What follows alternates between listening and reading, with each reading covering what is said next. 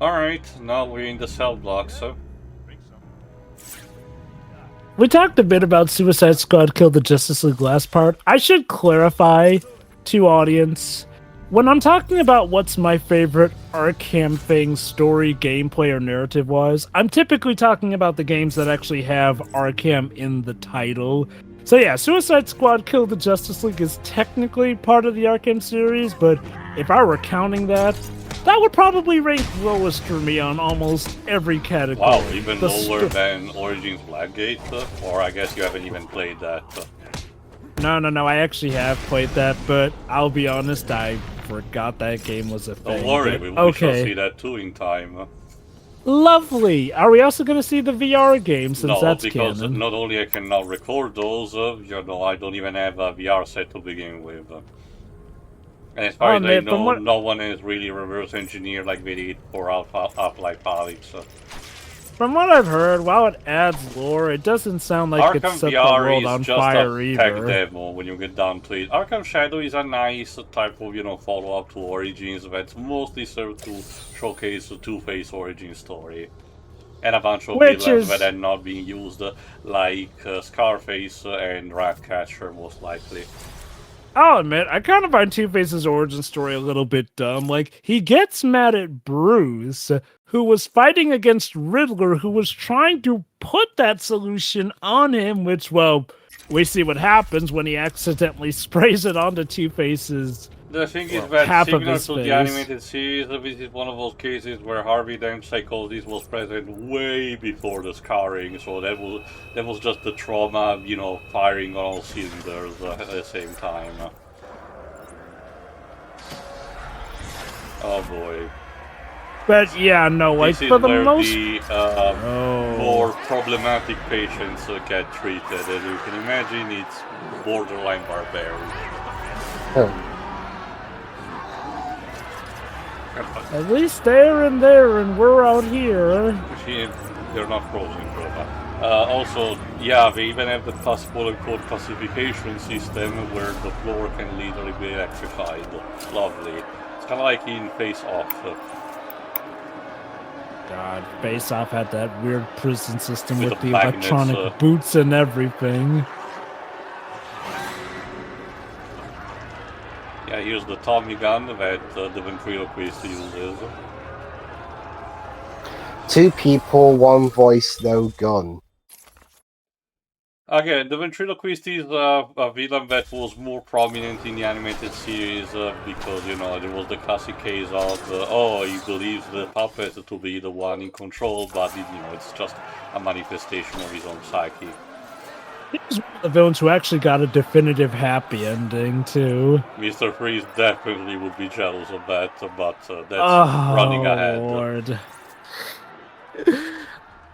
I feel like Mr. Freeze was just an unfortunate victim of being too popular a Batman villain. They sort of gave him a proper finish up in Batman Beyond, but like if you don't watch Batman Beyond, tough. As far as you know, he ends a two-bit crook. Yeah. They basically just hit the hold on this. So yeah, it seems that on the Green Mile, do we have an electric chair in this? They have a special patient contained here. Dr. Pamela Isley, of course. You've got to help my babies. I'm really not interested in a bunch of flowers, Ivy. They're in pain. I forgot who she's voiced by. I would not be surprised if that's Tara Strong voicing her, but let me check. No, it's someone else. I don't remember. Maybe Kari Waldron? I'll save you. I know Grey Delisle. I'm just checking now. Grey Delisle will get to voice Catwoman in the next game. Tasia Valencia. Tasia Valencia, Sniper Wolf from MGS, and more importantly, Ultimisha in the Dissidia games. Yeah, that makes sense.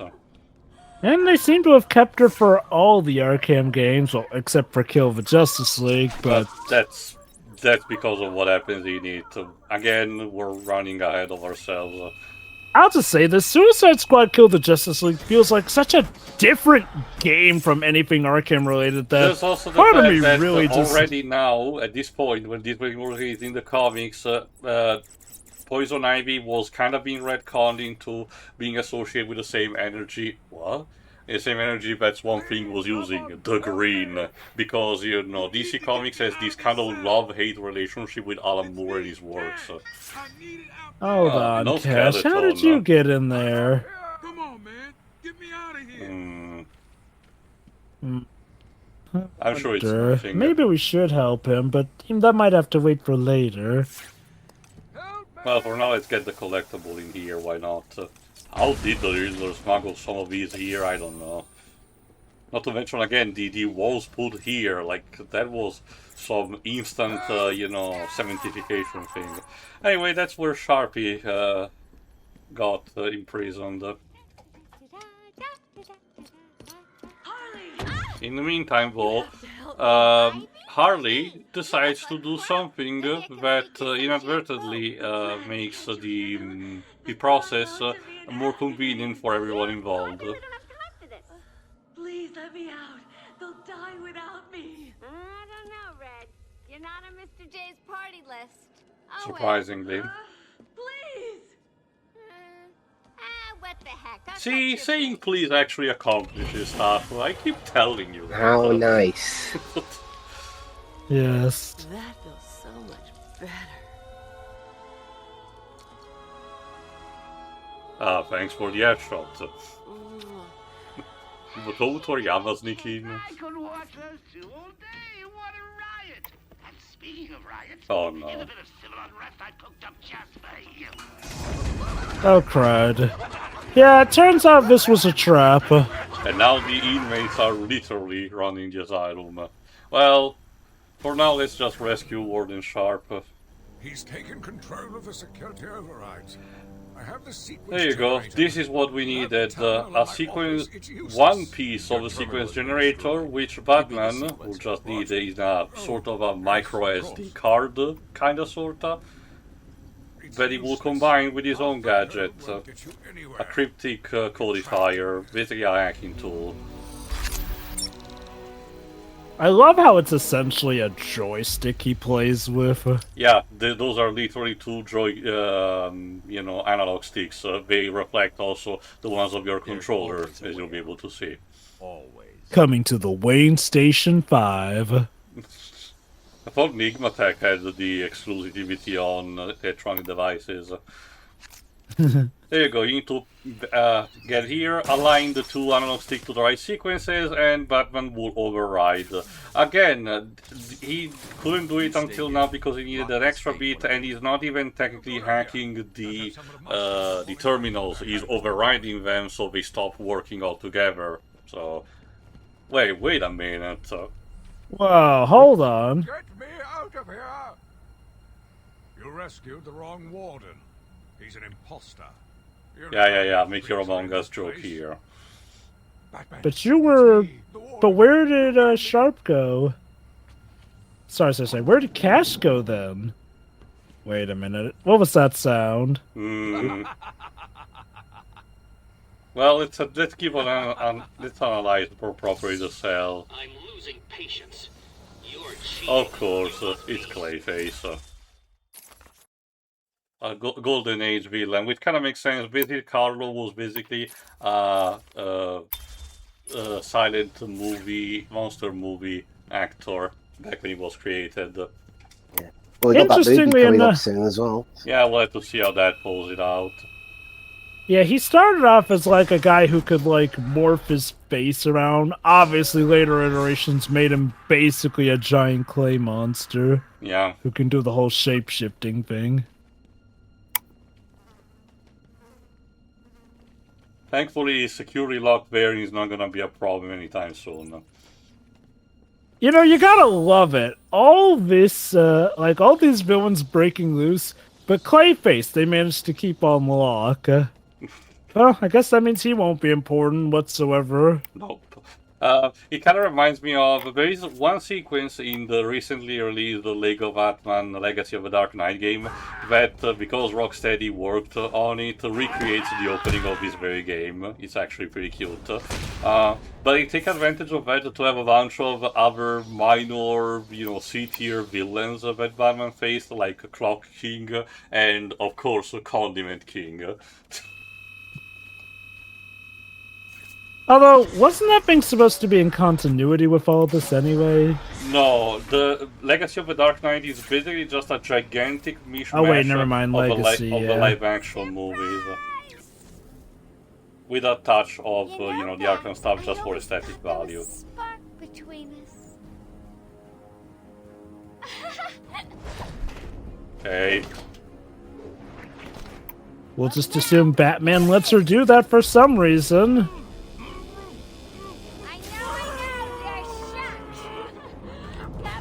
Ah. Honey, down. Alright, now I guess it's time for us to finally fight our Harley then. What was with the close-up?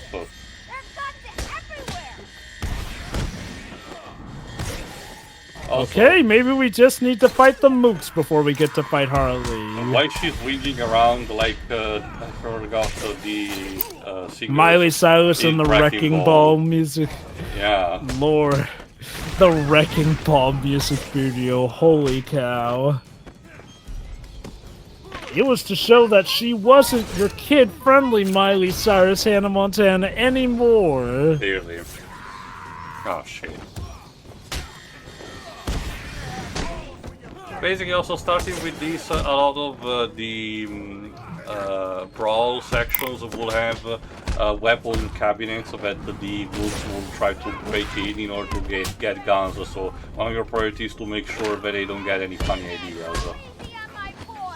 Later games will also have options for you to tinker more with mooks that have specific weapons, like, pull them out with a Bat Claw or literally disarm them with a special command. Was that as easy as it looked? Huh. Well, it won't be so easy trying to catch me. Mwah! Okay.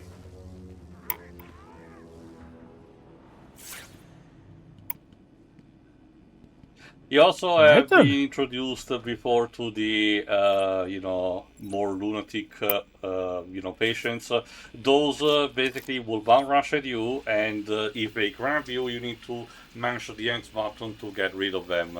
Otherwise, if you just counter them properly, they get immediately knocked on the ground, and you just need to perform one knockdown.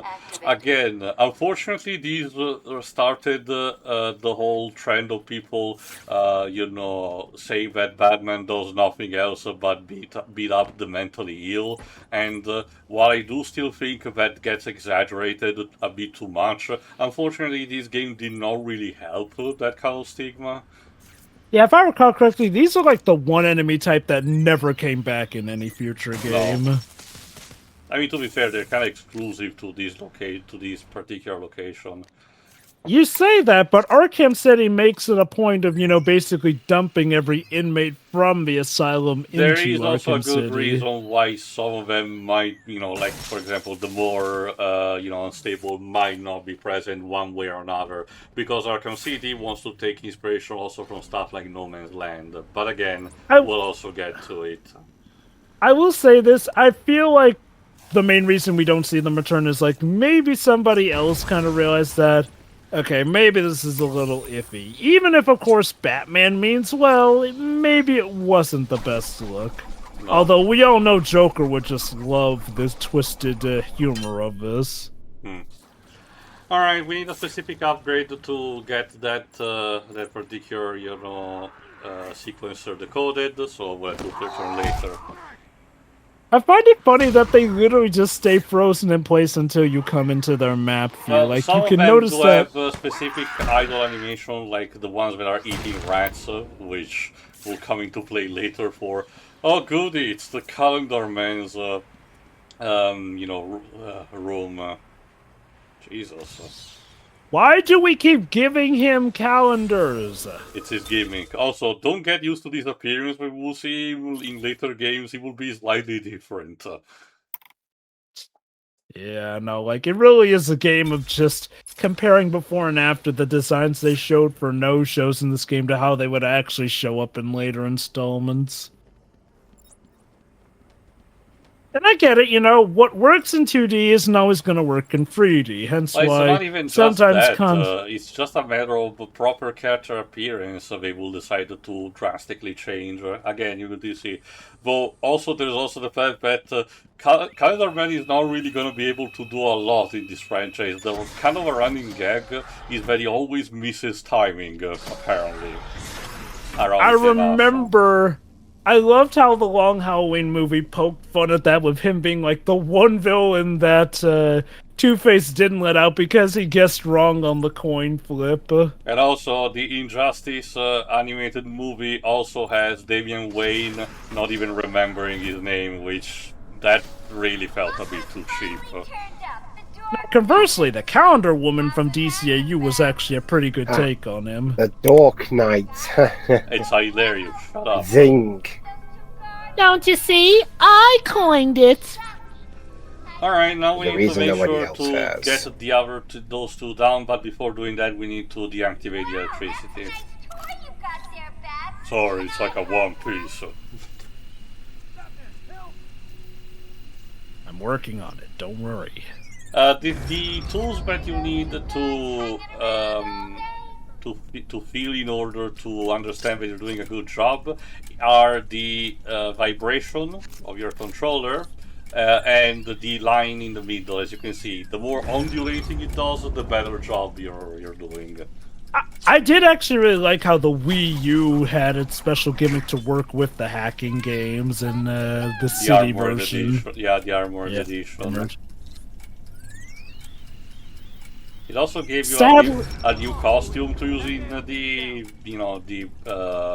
trading quote-unquote mode, but it's just the batsuit with a bit of armor plastered onto it. Now we've got a clock. Weird. Oh, that's the thing. That was Batman's suit in general for the Armored Edition. Both he and Catwoman got different outfits, essentially, and ironically, he was more armored, so his costume doesn't get as damaged over time in the plot of City Armored Edition. Just more so dented as opposed to absolutely... Again, they're not particularly interesting, so some people did manage to reverse engineer them, but again... What? He's changing the rules. I mean, it's Joker and Harley Quinn, Dwibs. Are you surprised they're random? Yeah. I mean, if it could be more a character if it was like the Riddler doing it or something. My point is that also that the Armored Edition the costumes did not really add that much, but despite some people managing to reverse engineer them, the base game has already enough costumes on its own for me to showcase. I personally like them, mind you. Armored was how I first got to play City, so that might have a bit to do with it.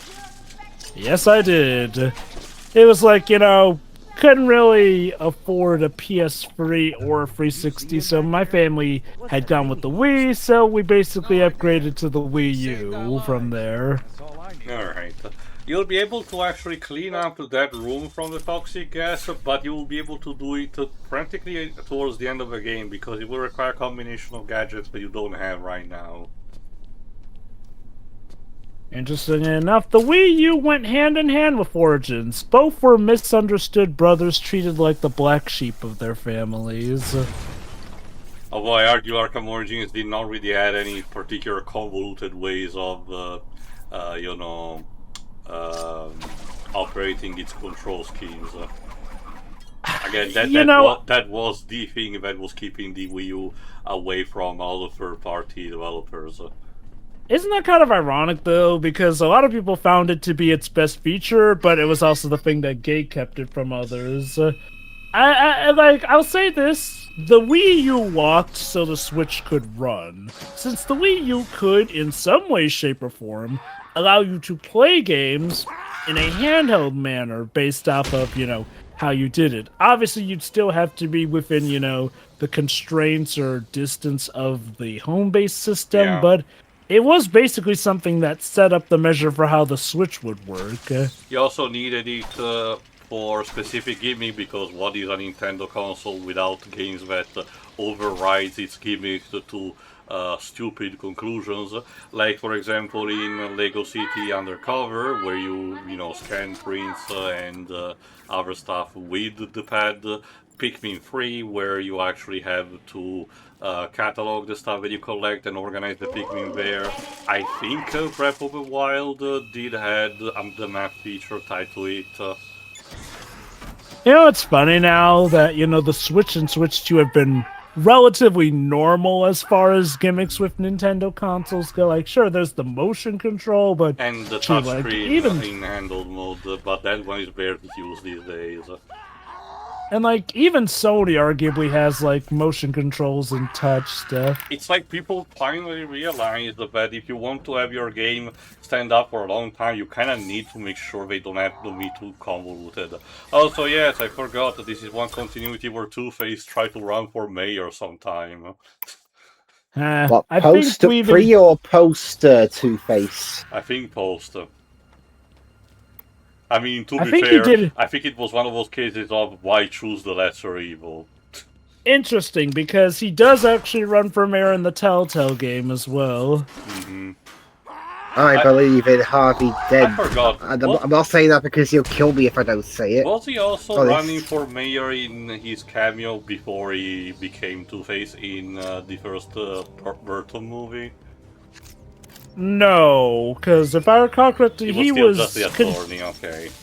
Yeah, district attorney. He's seen conversing with mayor, but no. In fact, if I recall correctly, he'd recently been elected DA for the Burton movie. Okay. Then he apparently had some wild plastic surgery that turned him from Billy D. Williams into Tommy Lee Jones. Still trying to wrap my head around that one. Because they needed a more famous actor. More famous than Star Wars alumni Billy D. Williams. Well, that's the thing, though, Joe. But unfortunately, aside from Harrison Ford, what other main actors from Star Wars went into bigger things after that? James Earl Jones. Aside from maybe Mark Hamill. James Earl Jones. Was he already kind of? Well, not say established by that point, but I mean, at that point, you're just moving the goalpost at that point, Lives. And let's be fair, I think some would agree that Darth Vader was his gigantic breakout role. Not to say he wasn't big already, but ironically, Darth Vader would skyrocket him, even if at first he wasn't even credited as the voice, but nowadays he's regarded more with the character than the people who actually physically played him. One of his earlier roles was when he was doing counting in the alphabet in Sesame Street. Yes. Oh, look, that's Mr. Freeze's cell. I can kind of tell. No, I think it might just be a penguin sanctuary. And yeah, okay. The armor will be kind of close to this when Freeze actually shows up in the later games. The design shown here resembles more so his one from Batman the Animated Series. Yeah, I can tell because it was designed by Mac Mignola. So yeah, your quote-unquote boss fight with Harley Quinn is this big brawl where occasionally she electrifies parts of the floor and you and the book to accordingly move somewhere else. Oh joy! If ever there was something I wanted to throw back to, it's Crash of the Titans, where I don't even get to fight the iconic bosses, but have a Mook Rush instead. Later games will try to actually have regular, not super special people for boss fights with health bar and everything, but will be hit and miss still, because again, this franchise, even both for Rocksteady and Warner Bros. Montreal, never really got the boss fights 100%. There are a few cold ones, Scatterfrost, but for the most part they're not particularly great. This goes back to partly why I was disappointed with Sandra Young's ending. Shoot, if you're gonna spam Titan bosses, maybe use one on her at least to, again, give her a more climactic end. I'm sorry, Harley Quinn is one of the Batman villains who can throw hands with Batman. depending on the situation, Also, mind you, but still. This will come into an ultimate end in Arkham Knight, where you can actually count the boss fights that you can actually have on one hand. Okay. You know what? I was wondering if I should save that, but since you brought that up, yeah, let me talk about this. So, yeah, look, it's well documented that the boss fights overall suck in Asylum. They got massively better in cities. They were arguably great in Origins, but to be fair, Origins wasn't made by Rocksteady, so let's say we don't count that. So Rocksteady got a lot better with the boss fights for City. What the hell then happened with Night? He's done it again. I don't believe it. I'm on my way now. Because unfortunately Joker is disappointed with what Harley has done, so it's time out for her. But there is no prize for second Although the way place. the lines are delivered here are Party weird, a bit list. stilted. Next time. No!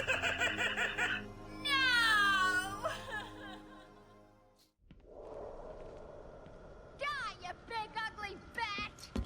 How did you get behind me? Uh, Oh wait, never mind, she was in front. Which kind of makes her charging him head-on kind of dumb. Oh, don't worry. One way or another, I'm gonna use your gag, Jova, from the first Predator movie. Wait, Basil Carl was invited? Why? You're the detective, you Well, to be fair, you gotta have a good celebrity for these parties. Anyway, to use your gag from the Predator movies, don't worry. One way or another, Harley Quinn will get her revenge. It's just the least way you will expect it. Okay. Jay. He's in the secret lab in the gardens and... Oh, crap! Yep, I know. Damn! I mean, of course he knows. He's Batman.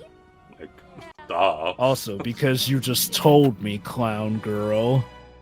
Although, yeah, you know what, actually, you know what, he was actually going to look in the building next to the one you just said, but thanks for narrowing it down for him. Alright, as soon as you get the cryptographic sequencer upgraded, get its 2 upgrades immediately. They will, save you immense amount of time in order to get the collectibles. Speaking of which, if you hang around in here to get the collectibles, Harley will have something to say on the matter, believe it or not. Yes. Harley's been everywhere on the island, so I'm calibrating the scanner to only show prints that have traces of chlorophyll. Okay, listen. Be careful. I rerouted a Wayne Tech satellite to show thermal scans of the island. The gardens are showing up hot. Something bad is happening there.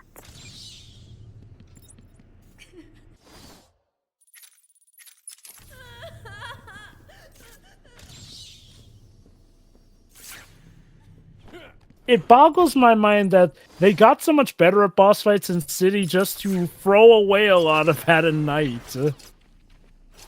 Alright. It just raises too many questions. Yeah, thank you, Gilmer.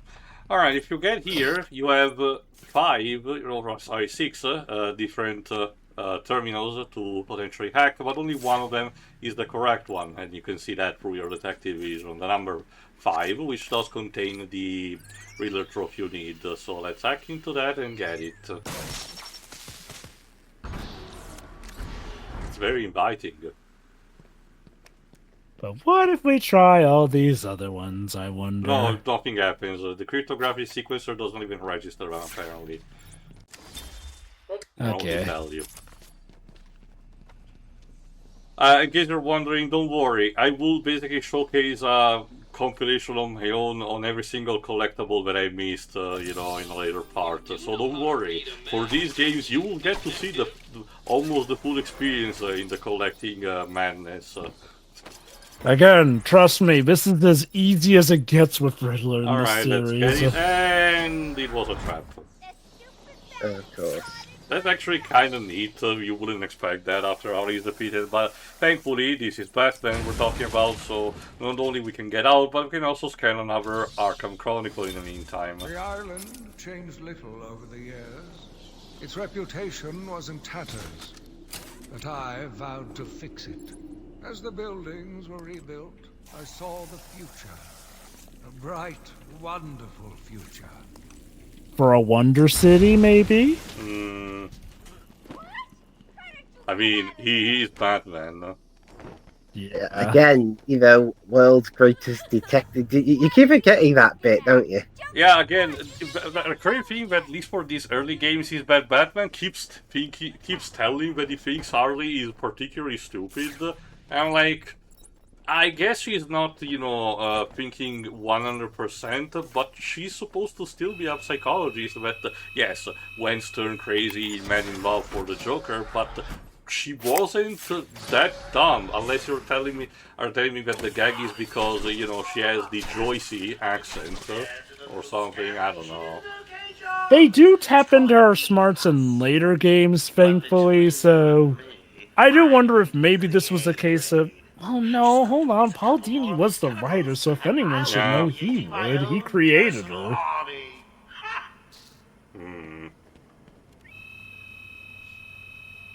I don't know, maybe the idea at the time was to play Harley up as more a ditz at this point in time. I don't know, like, thankfully they seem to have, mostly done away with that in later installments, so I guess I just chalk it up to early installment weirdness of this series, which, to be fair, it does have a bit of that flavor of they were trying out a ton of things to see what would stick, which you tend to see in first installments. Alright, here's gonna get a taste of the collective madness by me showcasing, grabbing a couple as much as I can before actually getting out. Again, for the sake of everyone's sanity, including mine, we'll just have me getting there and solving the puzzles in getting them. So all the process of backtracking will be thankfully trimmed for your convenience. Needless to say though, some of the raw footage that included me arriving back and forth to the points could reach stuff like 4 hours and a half potentially, but let's see here what Jack Ryder has to say in the meantime. Yes.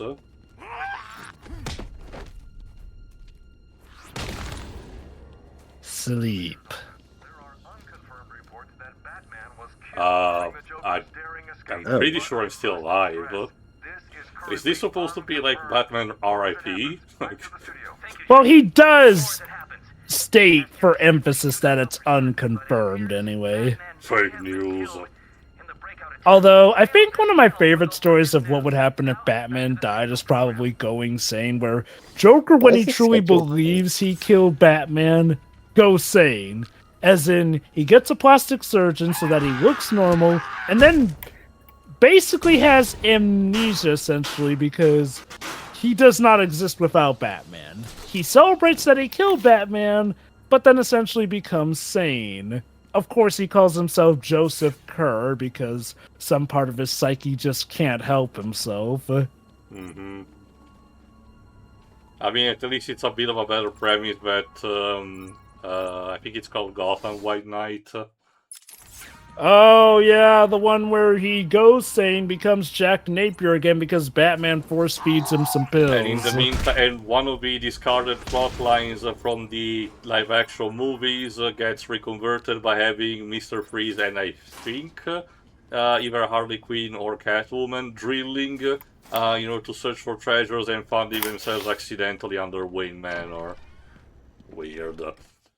Anyway, tuning for the next part, where we put our cryptography sequencers to good use and start continuing more unraveling the plot. See ya. See you then. See ya.